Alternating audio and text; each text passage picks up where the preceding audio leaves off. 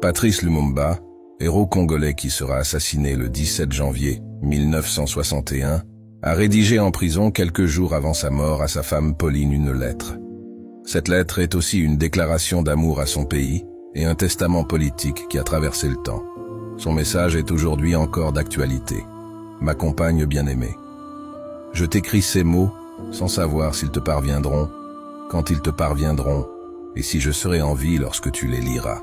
Tout au long de ma lutte pour l'indépendance de mon pays, je n'ai jamais douté un seul instant du triomphe final de la cause sacrée à laquelle mes compagnons et moi avons consacré toute notre vie. Mais ce que nous voulions pour notre pays, son droit à une vie honorable, à une dignité sans tache, à une indépendance sans restriction.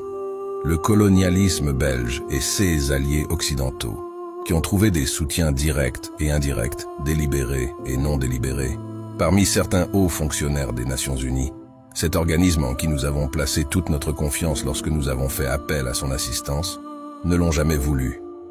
Ils ont corrompu certains de nos compatriotes, ils ont contribué à déformer la vérité et à souiller notre indépendance. Que pourrais-je dire d'autre que morts, vivants, libres ou en prison sur ordre des colonialistes? Ce n'est pas ma personne qui compte, c'est le Congo. C'est notre pauvre peuple dont on a transformé l'indépendance en une cage d'où l'on nous regarde du dehors, tantôt avec cette compassion bénévole, tantôt avec joie et plaisir.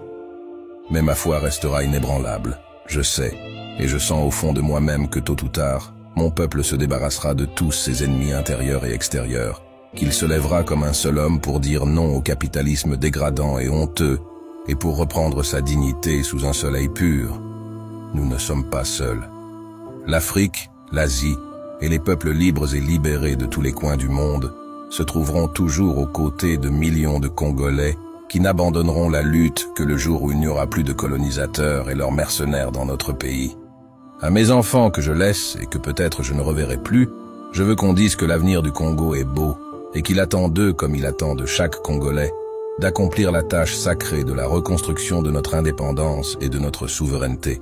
Car sans dignité, il n'y a pas de liberté. Sans justice, il n'y a pas de dignité. Et sans indépendance, il n'y a pas d'homme libre.